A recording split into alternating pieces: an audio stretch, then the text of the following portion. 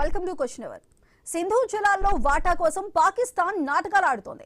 రోజుకో కొత్త డ్రామా చేస్తోంది. భారత్ పై మరోసారి అక్కసు వెళ్లగక్కింది. సింధు జలాల్లో చుక్క నీరు కూడా వదిలేది లేదంటూ పాక్ మంత్రి సంచలన వ్యాఖ్యలు చేశారు. సింధు జలాల్లో తమ వాటా జోలికొస్తే తీవ్ర పరిణామాలు ఎదుర్కోవాల్సి వస్తుందంటూ పాక్ మంత్రి ముసాదిక్ మాలిక్ హెచ్చరించారు. ఒప్పందం ప్రకారం తమకు దక్కాల్సిన నీటి వాటాను పరిరక్షించుకోవటానికి కట్టుబడి ఉన్నామని మాలిక్ అన్నారు. ఈ ఒప్పందాన్ని ఎవరూ రద్దు చేయలేరన్నారు. నీటి సరఫరాను అడ్డుకునే విధంగా భారత చర్యలు తీసుకుంటే తాము చూస్తూ ఊరుకునేది లేదని వార్నింగ్ ఇచ్చారు. సింధు నాగరికతతో తమకు సంబంధం ఉందంటూ ప్రచారం చేసుకుంటోంది. సంస్కృత వ్యాకరణ కర్తపాన్ని కూడా తమవాడే అంటూ Pakistan వాదిస్తోంది.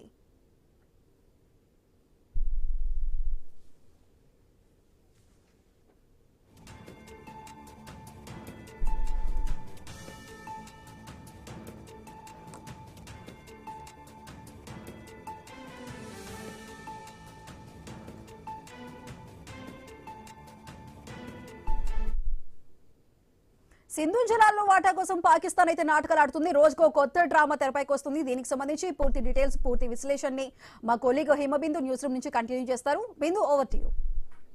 Yes, thank you Sudha. Sindhu జలాల ఒప్పందంతో భారత్ పక్కన పట్టుబడడంతో పాకిస్తాన్ ఉక్కిరి బిక్కిరి అవుతోంది. ఇండస్ వాటర్ ట్రీటీ విషయంలో కూడా యుద్ధానికి సిద్ధమైనంటూ కూడా ఇటీవల కవ్వింపు చర్యలకైతే కూడా పాకిస్తాన్ పాల్పడుతుంది. సింధు జలాల నియంత్రణకు భారత్ ఒకవేళగా నియంత్రిస్తే ఆ జలాలను మా దేశంలోకి రాకుండా గాని అడ్డుకుంటే కూడా మేము ఊరుకోమంటూ ఆ చేతులను నరికేస్తామంటూ కూడా పాక్ మంత్రి ఆసిఫ్ మునీర్ చాలా తీవ్రంగా కూడా వ్యాఖ్యానించడం జరిగింది. పరోక్షంగా కూడా మన దేశ ప్రధాని ఉద్దేశిస్తూ కూడా ఆయన ఈ మాటలు మాట్లాడడం జరిగింది. ఈ మాటలు మాట్లాడడంతో ఒక్కసారిగా కూడా చాలా వరకు ఈ వ్యాఖ్యలు తీవ్రతరం అయ్యాయి. ముఖ్యంగా కూడా ఆపరేషన్ సింధూర్ సమయంలో ఎలా జరిగిందో గుర్తు లేదా అంటూ కూడా చాలా వరకు నెటిజన్లు చురుకలు వేస్తున్న విషయం కూడా ఇప్పుడు మళ్ళీ వస్తుంది.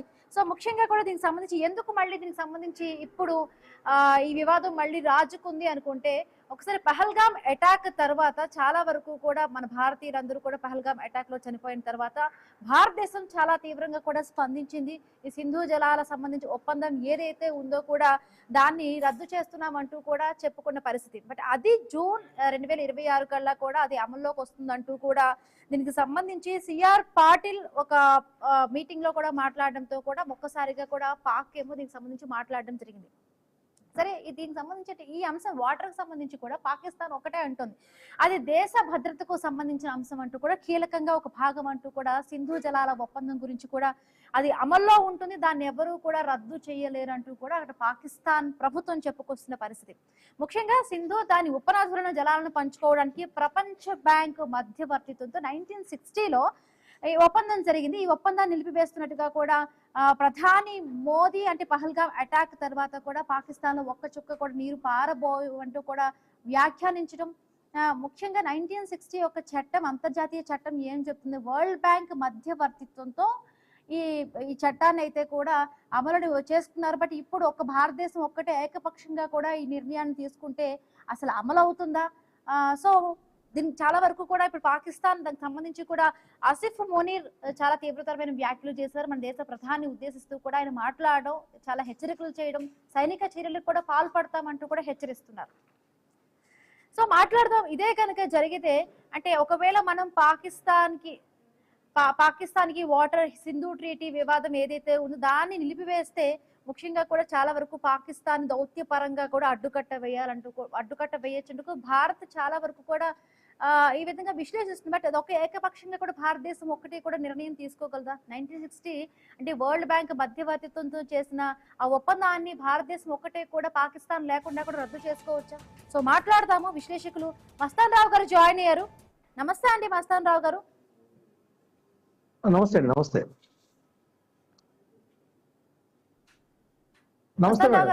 రైట్, ఉగ్రవాదాన్ని ప్రోత్సహిస్తున్న పాకిస్తాన్ లొంగ తీసుకోవడం, నీటిని ఒక ఆయుధంగా కూడా అంటే వాటర్ యాజ్ ఏ వెపన్ గా కూడా దాన్ని మలుచుకోవడం ఎంతవరకు కరెక్ట్, ఉపయోగించడం సరైనదే? నిజంగానే కూడా అంటే సింధు జలాల ఒప్పందం ఉన్నప్పటికీ 1960 ఏదైతే కూడా వరల్డ్ బ్యాంక్ మధ్యవర్తిత్వంతో కూడా ఈ సింధు జలాల ఒప్పందం చేసుకుని భారత్ ఒక్కటే ఏకపక్షంగా కూడా నిర్ణయం తీసుకోవడం సాధ్యపడుతుంది అంటారా? గుడ్ ఆఫ్టర్నూన్ అండి. ఐ న్యూస్ ప్రేక్షకులకు మీకు కూడా. పాకిస్తాన్ భారతదేశంలో శాంతి భద్రతల సమస్యను తెచ్చేందుకు అనేక విధాలుగా ప్రయత్నిస్తున్న పరిస్థితి మనం చూస్తూ ఉన్నాం. సో భారతదేశం మనకి అనేక సార్లు పాకిస్తాన్ ఉగ్రవాదాన్ని ప్రోత్సహిస్తుందని అంతర్జాతీయ వేదికల మీద వెలుగెత్తి చాటుతూనే ఉంది. అయినా కూడా పాకిస్తాన్ ఎక్కడా కూడా వెనక్కి తగ్గట్ల. ఉగ్రవాద సంస్థలకు జైషే మహమ్మద్ కావచ్చు, ఇంకా చాలా సంస్థలు ఉన్నాయి. మనం ఇటీవల అక్కడ సైనిక చర్య చేపట్టడానికి కూడా అదే ప్రధాన కారణంగా ఉంది. అయినా కూడా మొన్న పెహల్గాంలో అంతమందిని భారతీయుల్ని బలి తీసుకున్న నేపథ్యంలో సో ఈ మనం ఎట్లాంటి చర్యలకు చేపట్టాలనే దానిలో ఆలోచించి మనది ఏదైతే ఉందో మన ఆయుధాన్ని ప్రయోగించిన పరిస్థితి, వాళ్ళకి సింధు నదికి సంబంధించిన జలాలు వెళ్లకుండా నిలిపివేసిన పరిస్థితి కూడా అది మనం అంతర్జాతీయ సమాజం ముందే ప్రకటించాం. ప్రకటించినప్పటికీ కూడా పాకిస్తాన్ వైఖరిలో ఎటువంటి మార్పు కనపట్లేదు. ఇటీవల కాలంలో వాళ్ళ దగ్గర చూస్తే పాకిస్తాన్ కి సంబంధించి మనం పరిశీలించినప్పుడు ఉగ్రవాద కార్యకలాపాలు ఇంకా కొనసాగిస్తూనే ఉన్న పరిస్థితి కూడా మనం గమనించాం. సో అలాంటి సందర్భంలో ఇప్పుడు పాకిస్తాన్ మంత్రులు ఇద్దరు కూడా వాళ్ళిద్దరూ ముసాదిక్ మాలిక్ కావచ్చు, అఠావుల్లా తరార్ కావచ్చు, వాళ్ళిద్దరూ కూడా కొద్ది హద్దు దాటి మాట్లాడినట్టుగా మనం వాళ్ళ యొక్క కామెంట్స్ చూస్తే మనం గమనించవచ్చు. ఎందుకంటే వాళ్ళు వచ్చి భారతదేశంతో చర్చలకు వచ్చో, లేకపోతే మేము ఉగ్రవాద కార్యకలాపాలు ఆపేస్తాము, మీరు కావాలంటే పరిశీలించుకోవచ్చు, మేము ఉగ్రవాద వాళ్ళని శిబిరాలను కానీ వాళ్ళని ఎంకరేజ్ చేయటం కానీ వాళ్ళకి ఆర్థిక సాయం అందించడం కానీ ఎట్లాంటి చర్యలు చేపట్టట్లేదు, నిలిపివేస్తున్నామని భారతదేశంతో సంప్రదింపులు జరిపి ఆ తర్వాత సింధు జలాలకు సంబంధించి రిక్వెస్ట్ చేసుకుంటే భారత ప్రభుత్వం ఏదన్నా పరిశీలిస్తుంది. కానీ వాళ్ళు అంతర్జాతీయ వేదికల మీదో లేదంటే మీడియా ముందో భారతదేశాన్ని తోలనాడుతూనో లేకపోతే భారతదేశం అంతు చూస్తామనో, భారతదేశం సింధు జలాలని కనుక వదలకపోతే తీవ్ర పరిణామాలు ఎదుర్కోవాల్సి వస్తుందనో ఇష్టారాజ్యంగా మాట్లాడితే ఒప్పుకునే పరిస్థితిలో మనం లేవు. సో వాళ్ళు ఇట్లాంటి చర్యల ద్వారా ఏమి సాధించలేరు అనేది కూడా మనం అంతర్జాతీయ సమాజానికి ఎప్పటికప్పుడు చెప్తూనే ఉన్నాం, స్పష్టం చేస్తూనే ఉన్నాం. అయినా కూడా అప్పుడప్పుడు ఇట్లాంటి ఆసిఫ్ మునీర్ కావచ్చు, వాళ్ళ విదేశాంగ వ్యవహారాలకు సంబంధించిన అధికారులు కావచ్చు, కొంతమంది అప్పుడప్పుడు ప్రేలాపలు పేలుతూ ఉంటారు.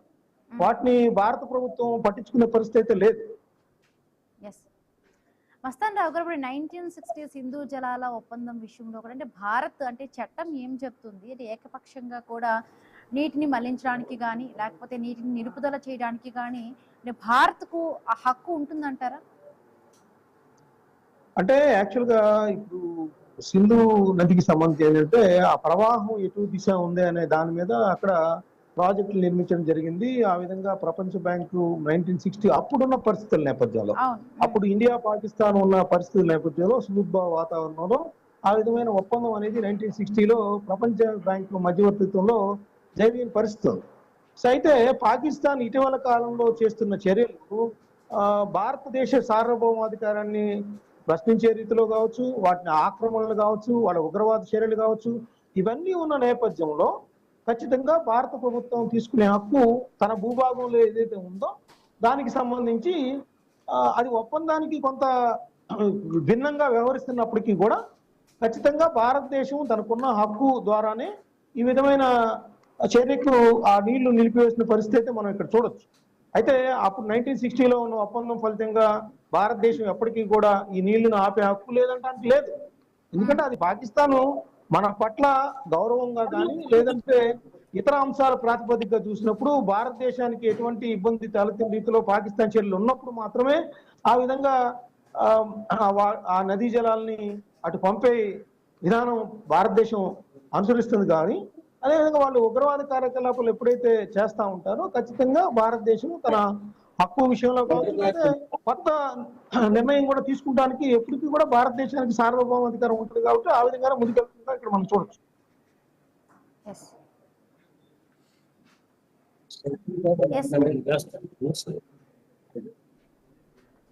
మస్తాన్ రావు గారు, పహల్గామ్ అటాక్ తరువాత ముఖ్యంగా కూడా మన భారతదేశం నుంచి ఒక స్లోగన్ వచ్చింది, రక్తం నీరు కలిసి ప్రవహించలేవు, అందుకే కూడా సింధు ట్రీటీ ఏదైతే ఒప్పందం ఉందో దాన్ని నిలిపివేస్తున్నామంటూ కూడా చెప్పారు.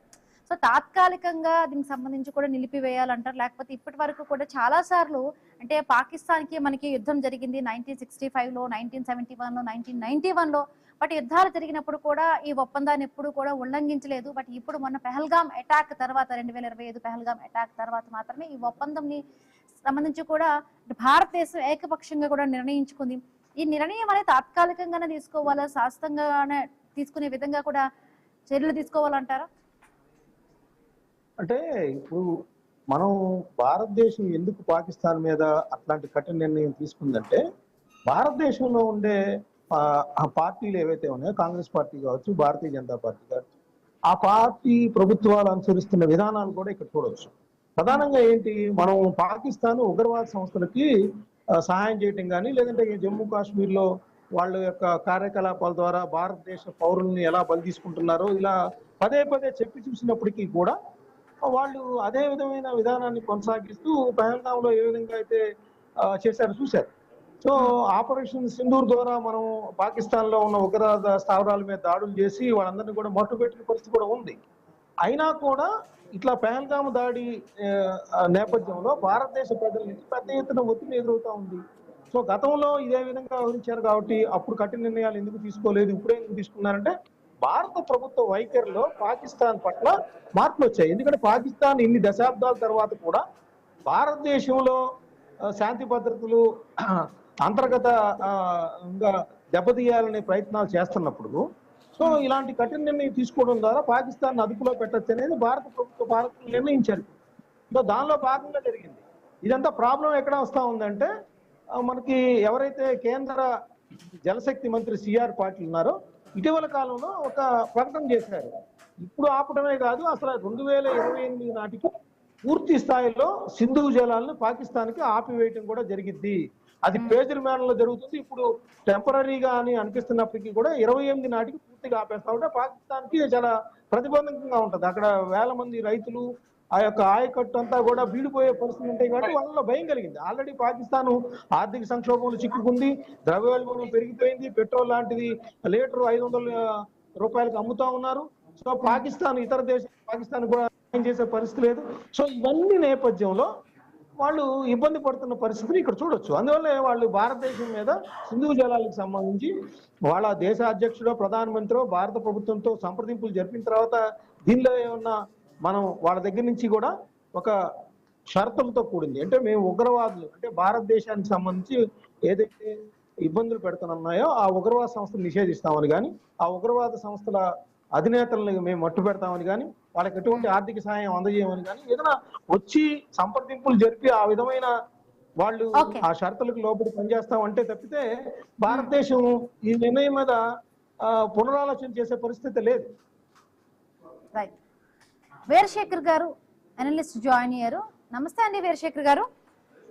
భారత్ పై పాక్ మరొకసారి కవ్వింపు చర్యలకు పాల్పడింది. ఒకవేళ సింధు నదీ జలాలను గాని ఆపివేస్తే సైనిక చర్యకు పాల్పడతాము, దేశ ప్రధాని ఉద్దేశిస్తూ కూడా చాలా వరకు కవ్వింపు మాటలు అయితే మాట్లాడడం జరిగింది. ఆ దేశానికి సంబంధించి కూడా ఆసిఫ్ మునీర్ మాట్లాడారు, సైనిక చర్యకు పాల్పడతామంటూ కూడా రెచ్చగొట్టే వ్యాఖ్యలు చేస్తున్నారు. ఒకటి అంటే నీటికి సంబంధించి కూడా అంతర్జాతీయ చట్టాలు ఏం చెప్తున్నాయి, ఏకపక్షంగా మనము ఆ నీటి నిలుపుదల చేసే అవకాశం ఉంటుందంటారా? ఏకపక్షంగా నిలుపుదల చేసే అవకాశం లేదు, కానీ వాళ్ళు చేసిన చర్యలకు ప్రతీకార చర్యలుగా అంటే ప్రతి చర్యగా భారతదేశం అనేది వాటిని ఆపడం అనేది జరిగింది. దాన్ని వాళ్ళు సానుకూలంగా రెండు దేశాల మధ్య కూర్చొని దాన్ని సెటిల్ చేసుకోవాల్సిన పరిస్థితిలో ఎలాంటి కవ్వింపు చర్యలకు పాల్పడితే ఇప్పుడు ప్రపంచంలో ఎన్ని అగ్రదేశాలు ఏ దేశాలు కూడా మిగిలిన దేశాలని వాళ్ళ చర్యల్ని సమర్థించే పరిస్థితుల్లో వాళ్ళని ఒప్పుకునే పరిస్థితిలో లేవు. ఇదే పరిస్థితి పాక్ కూడా గమనించి చూసుకోవాల్సిన అవసరం ఉంటుంది. అంతేగాని భారతదేశాన్ని కవింపు చేసి ఎవరో తనకి వెనకాల సపోర్ట్ ఉన్నారని అనేది మధ్యవర్తిత్వం వహిస్తున్నారు కాబట్టి వీళ్ళందరూ యూరోపియన్ కంట్రీస్ అన్ని తన వెనకాల వస్తాయని చెప్పి అనుకుంటే అది వాళ్ళ యొక్క తప్పుగానే అనిపిస్తుంది. ముందు ముందు ఎటువంటి అవకాశం లేకుండా పోతుంది. గతంలో పాకిస్తాన్ పరిస్థితి ఏం జరిగిందో మొన్న యుద్ధంలో ఎలా దెబ్బతిన్నారో అనేది వాళ్ళకి కూడా తెలిసిన విషయమే. కాబట్టి ఇదో ఎంత కవ్వింపు చర్యలు పాల్పడేటప్పుడు తను వెనక ఎవరో ఉన్నారనేది భారత్కు చూపించాలనే ఉద్దేశంతో ఇది ఒక్కసారే కాదు, ఇది మొట్టమొదటిసారి కాదు, లేకపోతే ఇదే చివరిసారి కాదు. పాకిస్తాన్ ఇలాంటి చర్యలు చేస్తానే ఉంటుంది. అండ్ ఒక పక్క బంగ్లాదేశ్, ఒక పక్క పాకిస్తాన్, ఈ రెండు ఇలాంటి చర్యలు చేస్తానే ఉంటాయి. కానీ నదీ జల ఒప్పందం అనేది అది ఆర్టికల్తో దీంతో తీసేసేది కాదు. కానీ దాంతో కూర్చొని మాట్లాడుకొని భారతదేశంతో సెటిల్ చేసుకోవాల్సిన అవసరం అయితే ఉందని చెప్పి నేను అనుకుంటాను. ఎస్, ఒకవేళ అంటే భారత్ గనుక పాకిస్తాన్ కు నీటిని ఒకవేళ ఆపడం జరిగితే గనుక, అంటే చైనా కూడా బ్రహ్మపుత్ర నదిని మనకి పైన కూడా ఇప్పటికీ దీనికి సంబంధించి కూడా చాలా వరకు అక్కడ ఒక పెద్ద ఆయకట్టును కూడా కట్టాలంటే కూడా చైనా చాలా దుర్మార్గమైన ఆలోచన చేస్తోంది వాటర్ ని ఇది చేయాలని. బట్ ఈ అవకాశం ఒకవేళ మనమే ఇచ్చినట్టుకు చైనా కూడా ఈ అవకాశం తీసుకునే విధంగా ఉండదంటారా? లేదు, ఆల్రెడీ చైనా బ్రహ్మపుత్ర నది కట్ట స్టార్ట్ చేసింది. మనం దానికి ప్రతిగా పైన దాని పైలో ఇప్పుడు భారతదేశం ఒక కన్స్ట్రక్షన్ స్టార్ట్ చేసి ఉన్నారని చెప్పి తెలిసింది. కానీ ఈ ప్రపంచంలో నదీ జలాలు ఏదైతే వాటర్ వార్ అనేది ఖచ్చితంగా గతంలో లాగా న్యూక్లియర్ వెపన్స్ తో కాదు, ఈ ఏదైతే జీవనాధారమైన నదీ జలాలు ఏదైతే ఉన్నాయో వీటిని ఆధారంగా చేసుకొని వీటిని ఆపటం ద్వారా, లేకపోతే వీటిని పంపించడం ద్వారా, వీటి ద్వారానే యుద్ధాలు జరుగుతాయి అనేది మనం గతంలో కూడా మాట్లాడుకుని ఉన్నాం. కనుక వాళ్ళకి ఆస్కారం కల్పించినట్ల లేదా అనే దాని గురించి చైనాతో చేసుకునే దానికి ఇటు పక్కన పాకిస్తాన్ కి ఇచ్చేదానికి సంబంధం లేదని చెప్పి మనం అనుకోవాల్సిన అవసరం.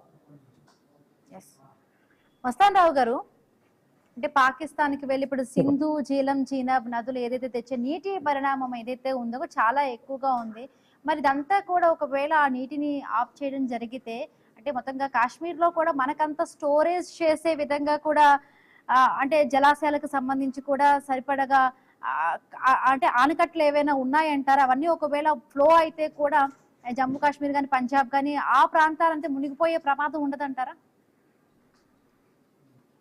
అంటే అక్కడ నదుల ప్రవాహం కానీ అక్కడ ఉన్న వర్షపాతం వివరాలు జరిగితే అంత మునిగిపోయే అంత ప్రమాదం అయితే లేదు. యాక్చువల్గా ఒప్పందం ఏంటంటే ఆ రోజు 1960 సెప్టెంబర్లో భారత ప్రధానమంత్రి జవహర్లాల్ నెహ్రూ గారు, అదేవిధంగా పాకిస్తాన్ అధ్యక్షుడు అయూబ్ ఖాన్ వీళ్ళిద్దరూ సైన్ చేసినప్పుడు ఏంటంటే ఆ ఒప్పందం ప్రకారం సింధు జలాలకు సంబంధించి, అంటే సింధు ఉపనదులు ఏవైతే ఉన్నాయో ఇవి తూర్పు వైపు ప్రవహిస్తూ ఉంటాయి. రావి కానీ, బియాస్ కానీ, సట్లైజ్, ఈ నదులన్నిటికీ సంబంధించి భారతదేశానికి కొన్ని రైట్స్ వచ్చాయి. ఆ రైట్స్ ప్రకారం ఈ ఒప్పందంలో ఎవరెవరు జల విద్యుత్ కేంద్రాలు నిర్వహించుకోవచ్చు, ఎంత ప్రవాహం నీళ్లు వాళ్ళు తీసుకుంటానికి అవగాహన ఉంటుంది, ఇవన్నీ కూడా ఆ ఒప్పందంలో పేర్కొన్నారు. సో ఆ ఒప్పందం ఏంటంటే ముఖ్యంగా భారత పాకిస్తాన్లకు సంబంధించి పరస్పరం సహకారం అందించుకోవడం, కొన్ని అంశాల్లో స్నేహంగా ఉండటం, సుహృద్భావ వాతావరణం అనేది కూడా కొనసాగించడం, ఇవన్నీ కూడా ప్రాతిపదికగా ఆ ఒప్పందం అనేది జరిగింది. సో ఆ ఒప్పందాన్ని నదీ జలాల పరంగా ఉల్లంఘించలేకపోవచ్చు ఎవరు కూడా. కానీ ఏదైతే స్నేహం, సుహృద్భావం కానీ ఒక దేశంలో, అంటే భారతదేశంలో ఉగ్రవాదానికి ప్రోత్సాహం అనే విషయాల్లో పాకిస్తాన్ ఉల్లంఘిస్తున్న పరిస్థితి ఉంది. సో దాని నేపథ్యంలోనే యాక్చువల్గా ఏంటంటే సింధు జలాలకు సంబంధించి ఈ ఉపనదుల మీద భారతదేశం ఇప్పటికే అక్కడ హైడల్ ప్రాజెక్టులు, ఏదైతే జల విద్యుత్ కేంద్రాలను కూడా స్టార్ట్ చేసిన పరిస్థితి ఉంది. దాని మీద పాకిస్తాన్ ఇంతకు ముందు కూడా చాలా అబ్జెక్షన్స్ రైజ్ చేసినప్పటికీ కూడా భారత ప్రభుత్వం తనకున్న రైట్స్ మేరకే అవన్నీ కూడా నిర్మించడం జరిగింది. సో ఇవన్నీ చూసిన నేపథ్యంలో మనం ప్రధానంగా ఒకటే, భారతదేశానికి సంబంధించి ఏదైతే వాళ్ళు ఉగ్రవాదుల ద్వారా ఇక్కడ ఉన్న పరిస్థితుల్ని దెబ్బతీస్తా ఉన్నారో వాటి విషయంలో ఎప్పుడైతే వాళ్ళు హానెస్ట్ గా ఉంటారో, భారత ప్రభుత్వంతో చర్చలు జరిపి ఆ విధమైన స్పష్టమైన హామీని ఇవ్వగలుగుతారో అప్పుడు మాత్రమే వీటికి సంబంధించిన ఏదైతే ఆ ఒప్పందం మళ్ళీ తిరిగి అమలు చేయాలన్నా, లేదంటే గతంలో లాగా చేయాలన్నా అవి కొనసాగుతాయి తప్పితే ఎట్టి పరిస్థితుల్లో కూడా పాకిస్తాన్ ఉగ్రవాదం అనేదే ఇక్కడ ప్రధాన అంశంగా భారతదేశం అంతర్జాతీయ సమాజం ముందుకు వెళ్తుంది. కాబట్టి ఈ విషయంలో ఎటువంటి వెనక్కి తగ్గే ఆలోచన భారత ప్రభుత్వం చేయదనేది ఒక పక్కన మన భారతదేశ జలవనరుల శాఖ మంత్రి పాటిల్ ఉన్నారు, ఆయన ఇప్పటికే స్పష్టం చేసిన పరిస్థితి కూడా మనం గమనించాలి. మస్తాన్ రావు గారు, ఇప్పుడు మనకు పాకిస్తాన్ చేసిన ఈ లేటెస్ట్ కామెంట్స్ కి సంబంధించి కూడా అంటే భారత్ ఇప్పుడు ఎట్లాగా స్పందించాలి, అంటే దౌత్యపరంగా స్పందించాలంటారా, లేకపోతే వ్యూహాత్మకంగా కూడా చాలా తెలివిగా వ్యవహరించాలా? భారత ప్రభుత్వం మనం వెళ్ళి వాళ్ళ కామెంట్స్ మీద స్పందించాల్సిన అవసరం లేదు. ఎందుకంటే వాళ్ళన్నీ కూడా ఉత్తర కుమార ప్రగల్భాలు. భారతదేశం మీద యుద్ధం చేయటం అనేది పాకిస్తాన్కి ఇప్పుడున్న పరిస్థితుల్లో సాధ్యమయ్యే పని కాదు. అక్కడక్కడ వాళ్ళు ఏదో పేపర్ పుల్లాగా మీడియాలో వాళ్ళు ప్రకటనలు చేయటం మినహా, ఎందుకంటే భారతదేశం 140 కోట్ల మందితో చాలా శక్తివంతంగా ఉంది. ప్రపంచంలోనే 4వ ఆర్థిక వ్యవస్థగా ఎదిగిన పరిస్థితి ఉంది. అలాంటి పరిస్థితుల్లో పాకిస్తాను భారతదేశం మీద యుద్ధం అనేది వాళ్ళు చేయటం అనేది చాలా హాస్యాస్పదంగా ఉంది. ప్రపంచ దేశాలు కాదు, ఏ దేశాలైనా వాళ్ళ ప్రకటనలు చూస్తే నవ్వుకుంటారు తప్పితే సీరియస్ గా తీసుకునే పరిస్థితి లేదు. ఎందుకంటే భారతదేశం శక్తి సామర్థ్యాలు ప్రపంచ దేశాలకు తెలుసు, పాకిస్తాన్ కూడా తెలుసు. సో అవన్నీ వాళ్ళు ఏంటంటే గతంలో ఆస్తి పూర్తి చేసినా ఇప్పుడు వీళ్ళు ఎవరైతే ఆ మంత్రులు ఇద్దరు కూడా ఆ విధమైన ప్రకటనలు చేసినప్పటికీ కూడా ఆ యుద్ధం వాళ్ళు తీసుకొచ్చే పరిస్థితి అయితే లేదు. ఎందుకంటే వాళ్ళు అసలు ముందు వాళ్ళ ఇంటిని చక్కబెట్టుకుంటంలోనే వాళ్ళు తలమునకలై ఉన్నారు. ఒక పక్కన అక్కడ బెలూచిస్తాన్ లో అక్కడ ఏముంది, ఒక పక్కన ఆఫ్ఘనిస్తాన్ నుంచి వాళ్ళకి ఏ విధమైన ముప్పు ఎదురవుతూ ఉంది, ఒక పక్కన ఇజ్రాయెల్ కూడా పాకిస్తాన్ పట్ల కారాలు మిరియాలు నిలుపుతుంది. సో ఇలా ఇరుకున పడిపోయి ఉంది. ఒక పక్కన ఆర్థిక సంక్షోభంలో కొట్టుమిట్టాడుతూ ఉంది. ఇవన్నీ నేపథ్యంలో భారతదేశం మీద యుద్ధం అనేది చాలా హాస్యాస్పదంగా ఉంది. భారతదేశం వాటి మీద సీరియస్ గా తీసుకోవాల్సిన అవసరం ఏం లేదు. మనం ఏదైతే నిర్ణయం తీసుకున్నామో సింధు జలాలు నిలిపివేస్తామని, ఆ విషయంలో తప్పనిసరిగా భారతదేశం ముందుకు వెళ్తుంది. ముందుకు సాగి తీరితే పాకిస్తాన్కి అంత శక్తి సామర్థ్యాలు కూడా లేవు. దీనిలో మనం స్పందించాల్సిన అవసరం కూడా పెద్దగా కనిపించట్లేదు. మస్తాన్ రావు గారు, అంటే ఫైనల్ గా దీనికి సంబంధించి కూడా ఏదైతే కూడా అంతర్జాతీయ అంటే మొత్తానికి సంబంధించి మధ్యవర్తిత్వాన్ని భారత్ తిరస్కరించడం అనేది భారత్కి అది ప్లస్ అవుతుందంటారా? అంటే వరల్డ్ వైడ్ గా, అంటే గ్లోబల్ వైజ్ గా కూడా అది ఏవైనా కూడా, అంటే ఎప్పుడు కూడా అంటే భారతదేశం మొత్తం చట్టాలను గౌరవించే ఒక మంచి దేశంగా కూడా పేరుంది. బట్ ఇప్పుడు దీనికి సంబంధించి కూడా మొత్తంగా దీనికి సంబంధించి పాకిస్తాన్ విషయంలో ఈ విధమైన వైఖరి అవలంబించడం వల్ల భారత ప్రతిష్టకి ఏవైనా కూడా మచ్చ తెచ్చే విధంగా కూడా ఉంటుందంటారా? అంటే యాక్చువల్గా పాకిస్తాన్ దీన్ని ప్రపంచ బ్యాంక్ కావచ్చు, లేకపోతే ఐక్యరాజ్య సమితిలో కూడా ఈ విషయాన్ని ప్రస్తావించింది. ఏది ఈ సింధు జలాలు కానీ వీటికి సంబంధించి భారత్ వయోలేట్ చేస్తా ఉంది, అప్పుడు ఒప్పందాన్ని ఉల్లంఘిస్తుంది. కాబట్టి మీరు తటస్థంగా అక్కడ ఉన్న ఏదైతే ఇట్లాంటి సమస్యలు ఉన్నాయో, జల విద్యుత్ ప్రాజెక్టులు కావచ్చు, నదీ జలాలకు సంబంధించిన అంశాలు కావచ్చు, వీటి మీద ఒక తటస్థ వ్యక్తిని నియమించాలి. 1960లో వరల్డ్ బ్యాంకే దీనిలో ఇంటర్ఫీర్ అయింది కాబట్టి ఇప్పుడు కూడా అదే పని చేయాలని అడిగిన పరిస్థితి ఇక్కడ ఉంది. సో అయితే భారత్ ఏముంటుందంటే అప్పుడున్న పరిస్థితులు వేరు, అప్పుడున్న నేపథ్యం వేరు. సో అప్పుడు 1960లో ఉన్న పరిస్థితుల ఆధారంగా ఒప్పందం అనేది చేసుకోవడం జరిగింది. ఇప్పుడున్న కాలమాన పరిస్థితుల్లో చాలా మార్పులు వచ్చాయి. పాకిస్తాన్ వైఖరిలో మార్పు వచ్చింది, భారత వైఖరిలో మార్పు వచ్చింది. అక్కడ జనాభా పరంగా కూడా ఎక్కువ ఉంది, జల విద్యుత్ ప్రాజెక్టులు కొత్తగా నిర్మితమవుతున్నాయి. ఇవన్నీ నేపథ్యంలో అసలు ఆ ఒప్పందంలో సవరణలకు కూడా భారతదేశం డిమాండ్ చేస్తున్న పరిస్థితి కూడా ఉంది. సో ఇవన్నీ తేలాల్సిన అంశాలు. అంతేగాని పాకిస్తాన్ ఒక పేపర్ ప్రకటించి మేమేదో భారతదేశం మీద దండెత్తి వస్తామంటే మనం అంత చేతులు ముంచుకొని కూర్చొని పరిస్థితిలో ఏమి లేదు. భారత ప్రభుత్వం ఖచ్చితంగా దానికి అదే విధమైన సమాధానం అయితే ఇస్తుంది, కానీ వీళ్ళ మాటలను మాత్రం సీరియస్ గా తీసుకోవాల్సిన అంశాలు లేదు. ఎందుకంటే వాళ్ళు సింధు జలాలని నిలిపివేస్తే వాళ్ళు ఇక్కడికి వచ్చి చేసేది కూడా, పాకిస్తాన్ వచ్చి ఇక్కడికి వచ్చి చేసేది కూడా ఏం లేదు. ఎందుకంటే భారతదేశం అంత శక్తివంతంగా ఉంది కాబట్టి ఏదైతే మనం నిర్ణయం తీసుకుంటామో దాన్ని కట్టుబడి ఉంటాం అనేది నా భావన. Right, thank you so much అండి మస్తాన్ రావు గారు, అదేవిధంగా వీరశేఖర్ రావు గారు డ్రైవ్ లో పాల్గొన్నందుకు. ఇది వాళ్ళ క్వశ్చన్ ఎవర్. మరొక క్వశ్చన్ ఎవర్ లో కలుసుకుందాం. కీప్ వాచింగ్ ఐ న్యూస్, మీతోనే మీ వెంట.